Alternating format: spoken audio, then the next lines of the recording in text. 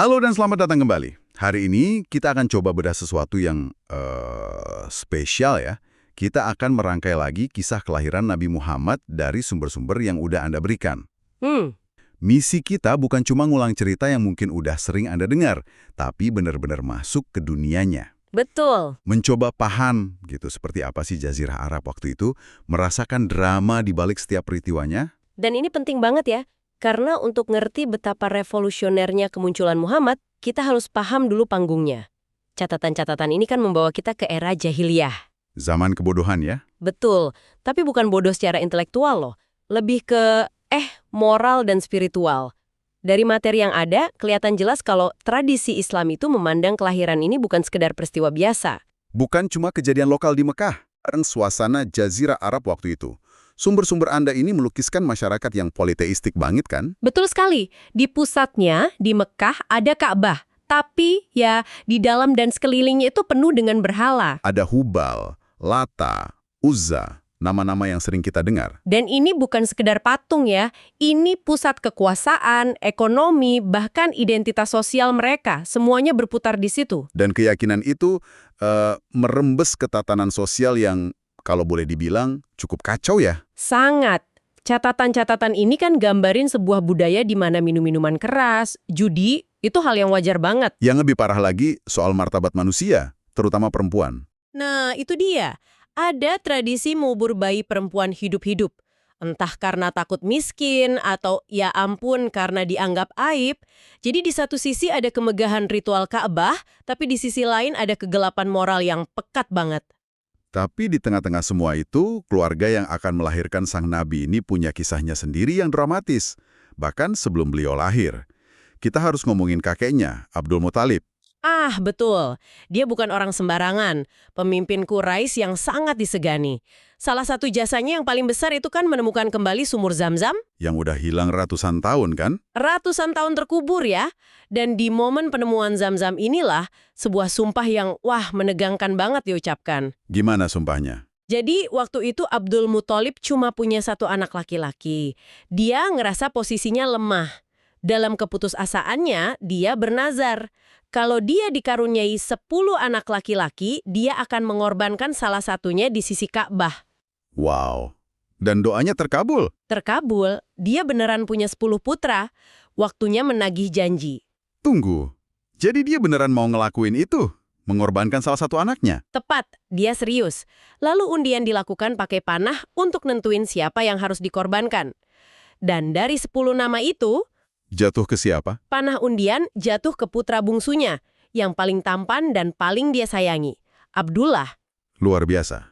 Ayah dari calon nabi justru yang terpilih untuk dikorbankan? Terus gimana? Suasananya pasti tegang banget. Abdul Muthalib, meskipun hatinya hancur, tetap mau megang sumpahnya. Dia udah pegang tangan Abdullah dan pisau jalan ke arah Ka'bah. Lalu dihalangi. Dihalangi sama para pemuka Quraisy, mereka bilang, jangan lakukan ini, cari cara lain. Akhirnya mereka sepakat undian lagi. Satu sisi untuk Abdullah, satu sisi untuk 10 ekor unta, sebagai tebusan nyawa. Dan hasilnya? Panahnya jatuh ke Abdullah. Mereka tambah untanya jadi 20. Diundi lagi, masih jatuh ke Abdullah. Terus-terusan gitu? Terus-terusan, setiap kali diundi, nama Abdullah yang keluar. Baru setelah jumlah unta mencapai 100 ekor, panah undian akhirnya jatuh ke unta. Abdullah pun selamat. Gila, ceritanya sendiri udah kayak film ya. Tapi apa sih makna di balik ini semua? Ada dua. Pertama, ini ngangkat status Abdullah. Dia jadi dikenal sebagai yang ditebus dengan 100 unta. Kedua, dan ini yang lebih dalam ya, peristiwa ini secara nggak langsung netapin standar baru di Arab. Standar apa? Bahwa nyawa seorang manusia itu setara 100 ekor unta, bukan lagi 10. Ini langkah awal yang subtil menuju penghargaan pada nyawa manusia yang nanti jadi inti ajaran cucunya. Oke, dan dari sinilah kita masuk ke pernikahan Abdullah dengan Aminah binti Wahab. Betul. Dan kemudian ke tahun kelahiran putra mereka, yang ditandai peristiwa yang jauh lebih besar lagi. Tahun gajah. Tepat sekali, sekitar tahun 570 Masehi. Ceritanya berpusat pada Abraha, gubernur Kristen dari Abisinia yang berkuasa di Yaman. Dia bangun katedral super megah kan, namanya Al-Kalis. Benar, tujuannya mau nyaingin Ka'bah. Ia mau bangsa Arab ziarah ke gerejanya bukan ke Mekah. Tapi Ia gagal total, bangsa Arab gak peduli. Dan Abraha nggak terima. Sama sekali. Merasa diremehkan, dia bersumpah akan menghancurkan Ka'bah. Dia siapkan pasukan raksasa dengan gajah-gajah perang. Gajah utamanya, yang terbesar, namanya Mahmud. Nah, ada dialog terkenal kan antara Abraha dan Abdul Muthalib waktu unta-untanya dirampas. Betul. Waktu Abdul Muthalib datang, Abraha ngira dia mau mohon-mohon soal Ka'bah. Tapi ternyata Abdul Muthalib cuma minta untanya dibalikin. Abraha kaget kan? Kaget. Dia tanya, kau lebih peduli pada untamu daripada rumah ibadah leluhurmu. Jawaban Abdul Muthalib ini jadi legendaris. Apa jawabannya? Aku adalah pemilik unta-unta ini. Adapun rumah itu Ka'bah, ia punya pemiliknya sendiri yang akan melindunginya. Dan pelindungan itu, menurut kisah yang paling populer, datang dengan cara yang sangat nggak terduga. Sangat nggak terduga. Waktu pasukan diperintahkan maju, gajahnya, si Mahmud, tiba-tiba berhenti, berlutut, nggak mau gerak ke arah Ka'bah. Wow, pasukannya hancur luber. Oke, tunggu sebentar. Sekawanan burung ngalahin pasukan bergajah. Buat sebagian pendengar kita, ini mungkin kedengarannya kayak, mitos ya? Ada nggak interpretasi lain di sumber-sumber Anda? Pertanyaan bagus banget. Dan ya, ada. Cendekiawan seperti Muhammad Asad misalnya, dia ngajuin perspektif lain. Gimana perspektifnya? Dia berpendapat narasi burung lempar batu itu bisa jadi metafora yang kuat untuk wabah penyakit, kayak cacar atau demam berdarah. Catatan sejarah memang nunjukin wabah semacam itu pertama kali muncul di Arab sekitar periode itu. Oh, jadi batu-batu panas itu bisa jadi gambaran dari luka dan demam tinggi yang ngehancurin pasukan dari dalam? Bisa jadi. Intinya sama, Ka'bah selamat. Dan ternyata peristiwa di Mekah ini bukan satu-satunya kejadian aneh di tahun itu kan? Nah, ini dia. Ceritanya jadi global. Betul. Riwayat-riwayat yang Anda kumpulkan itu nyebutin serangkaian peristiwa luar biasa di berbagai belahan dunia, tepat di malam kelahiran Muhammad. Seolah-olah alam semesta ikut ngasih isyarat. Oke, apa aja isyaratnya? Yang pertama, di Persia, api suci kaum Majusi yang katanya nyala 1000 tahun tanpa henti. Tiba-tiba padam. Dan ini bukan api unggun biasa loh, ini jantung spiritual Kekaisaran Persia Sasania. Salah satu dari 2 adidaya dunia saat itu.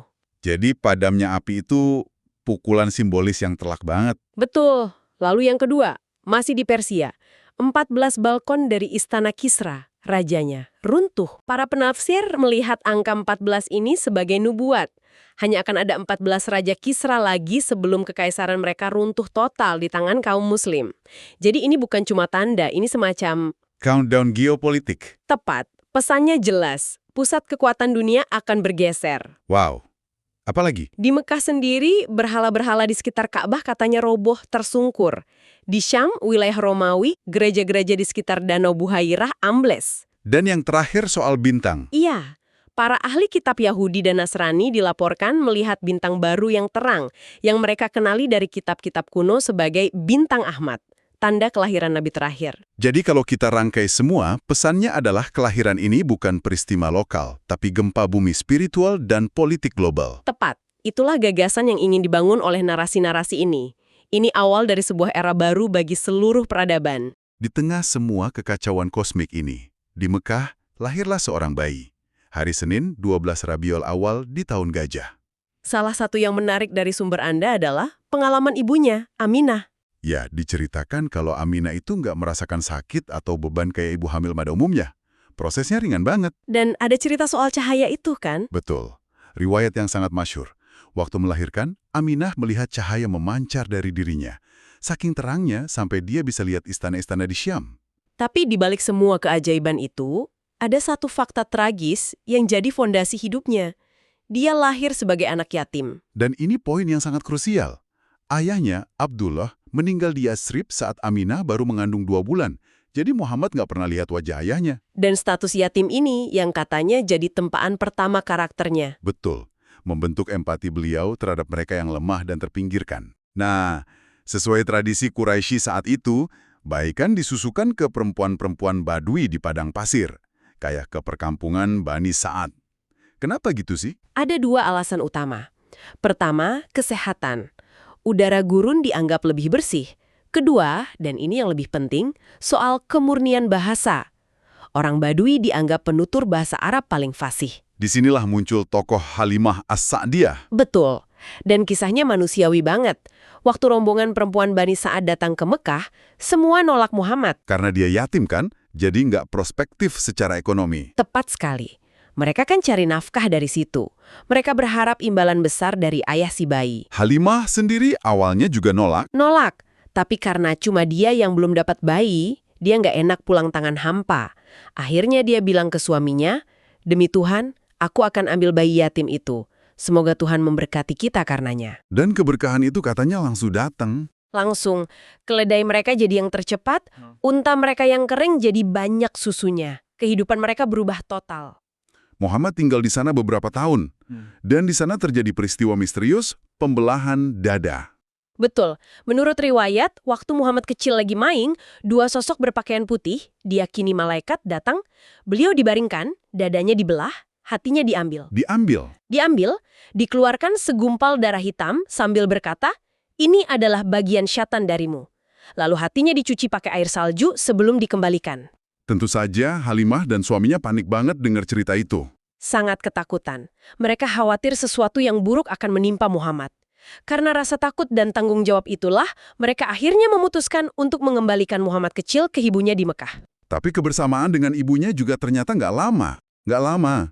Disinilah rangkaian kehilangan itu berlanjut. Saat Muhammad usia 6 tahun, Aminah membawanya ke Yatsrib. Ziarah ke makam ayahnya. Betul. Tapi dalam perjalanan pulang, Aminah jatuh sakit parah dan meninggal. Dimakamkan di Abwa, di tengah padang pasir. Bayangkan anak sekecil itu lihat ibunya dikubur di tengah gurun. Dia yang tadinya yatim, sekarang jadi yatim piatu. Sangat menyayat hati. Setelah itu diasuh kakeknya, Abdul Muthalib. Tapi itu pun hanya sebentar ya. Cuma 2 tahun, waktu Muhammad usia 8 tahun, kakeknya wafat. Pengasuhan pindah ke pamannya, Abu Thalib. Jadi sebelum usia 10 tahun udah mengalami 3 kehilangan besar. Ayah, ibu, dan kakek. Tempaan psikologis yang luar biasa berat. Betul. Oke, ada satu topik lagi yang cukup dalam dari catatan-catatan ini. Soal perdebatan teologis. Bagaimana status keyakinan orang tua dan leluhur Nabi. Nah, ini topik yang sensitif dan menunjukkan adanya perbedaan pandangan yang dalam di Islam. Penting untuk kita pahami ini sebagai diskusi teologis ya. Bukan fakta sejarah yang mutlak.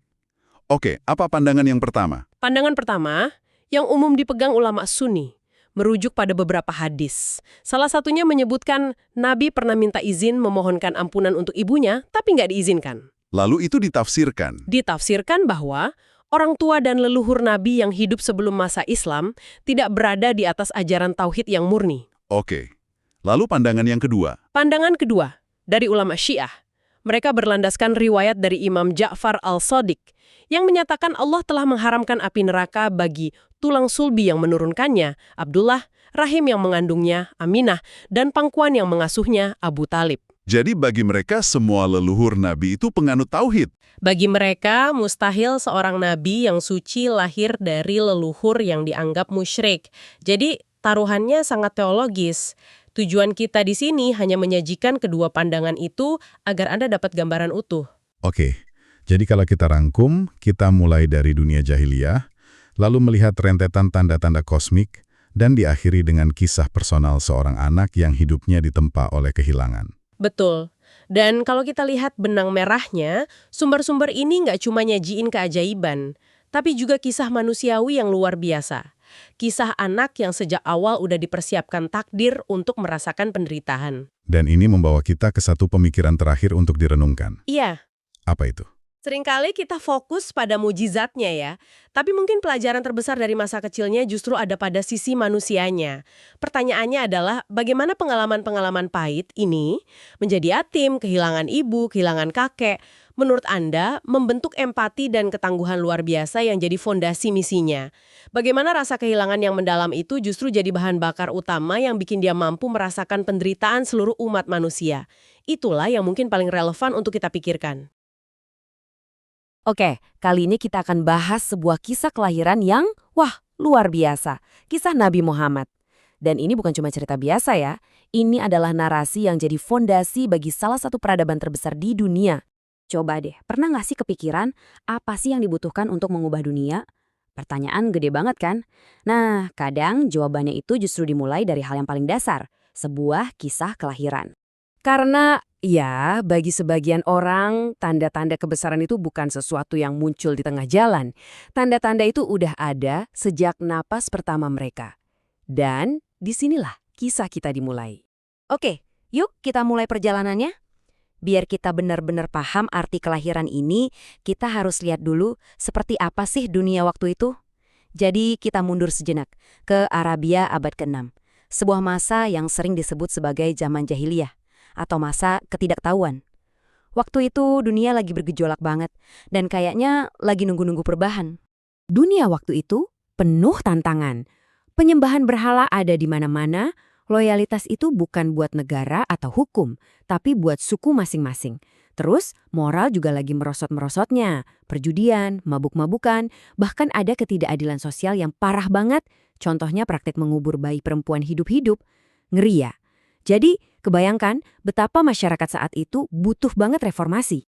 Nah, di tengah-tengah kondisi yang kayak gitu, terjadi sebuah peristiwa yang, dramatis banget. Peristiwa inilah yang nantinya jadi penanda tahun kelahiran Nabi Muhammad. Tahun 570 Masehi, yang terkenal dengan sebutan Tahun Gajah. Ceritanya tuh bener kayak film loh. Jadi ada seorang raja Kristen di Yaman namanya Abraha. Dia bangun gereja super megah buat menyaingi Ka'bah di Mekah. Ternyata rencananya gagal dan dia marah besar. Akhirnya dia bawa pasukan raksasa, ada 60.000 tentara plus gajah-gajah perang buat hancurin Ka'bah. Tapi pas udah di perbatasan Mekah, kejadian aneh terjadi. Gajah yang paling depan namanya Mahmud tiba-tiba mogok, nggak mau maju sama sekali. Dan pas momen itulah dari langit muncul kawanan burung yang disebut ababil. Kejadian ini diabadikan dengan begitu indah di dalam Al-Quran, di surah Al-Fil. Di sana diceritain gimana pasukan yang begitu perkasa itu hancur lebur. Diibaratkan seperti daun-daun yang dimakan ulat. Bayangin, hancur total. Dan yang menghancurkan mereka bukan pasukan manusia. Nah, ini dia poin kuncinya. Tepat di tahun yang sama saat Ka'bah diselamatkan secara ajaib, Muhammad dilahirkan. Makanya banyak yang percaya ini bukan kebetulan sama sekali. Ini dilihat sebagai pertanda bahwa anak ini ditakdirkan untuk melindungi dan memuliakan Ka'bah. Oke, ceritanya nggak berhenti di situ. Ternyata kelahirannya itu nggak cuma ditandai sama peristiwa tahun gajah aja loh. Banyak banget sumber yang melaporkan serangkaian kejadian-kejadian ajaib lainnya yang terjadi pas beliau lahir. Bahkan nih ya, beberapa sumber yang kita lihat itu mencatat ada sampai 12 peristiwa ajaib yang terjadi serentak. 12. Jadi ini bukan pertanda kecil-kecilan, tapi seolah-olah kayak pengumuman berskala global tentang kedatangannya. Coba kita lihat tanda-tandanya. Ini bukan cuma kejadian lokal di Mekah, tapi dampaknya global. Berhala-berhala di sekitar Ka'bah tiba-tiba jatuh dan hancur. Terus, di Persia, api suci Majusi yang udah nyala selama 1000 tahun, tiba-tiba padam. Bahkan, 14 balkon istana Raja Persia, Kisra, runtuh. Dan yang paling personal, ibunya Aminah melihat cahaya yang memancar dari dirinya sampai menerangi istana-istana di Suriah. Wow, semua ini ditafsirkan sebagai satu hal. Sebuah era baru akan dimulai dan tatanan dunia yang lama akan segera berubah. Tapi, di balik semua pertanda-pertanda besar tadi, ada kisah yang jauh lebih personal. Kisah seorang manusia.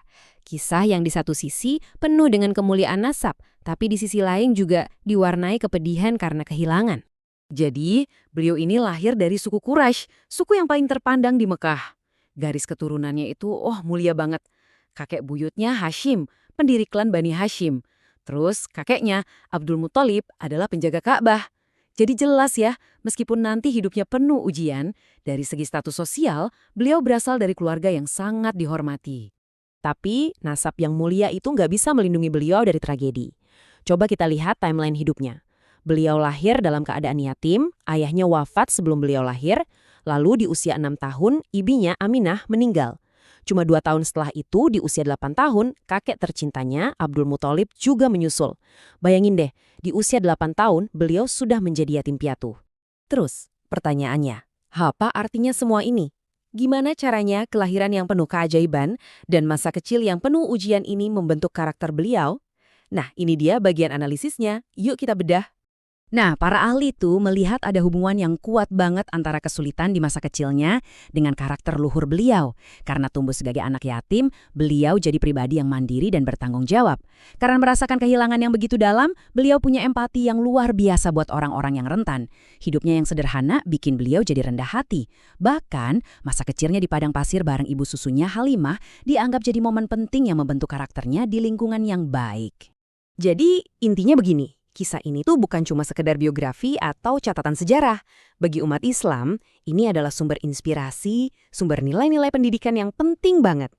Ini kayak sebuah cetak biru yang nunjukin gimana iman bisa tumbuh dari kehilangan, gimana ketangguhan bisa lahir dari kesulitan, dan gimana kasih sayang justru bisa muncul dari penderitaan. Dan dari semua itu, sampailah kita di sebuah pertanyaan terakhir buat kita renungkan bersama. Coba deh kita pikirin, terlepas dari apapun keyakinan kita, seberapa besar sih pengaruh sebuah kisah asal-usul, entah itu kisah nabi, pahlawan, atau bahkan kisah kita sendiri, dalam membentuk cara kita memandang karakter, tujuan hidup, dan takdir kita? Menarik untuk dipikirkan kan?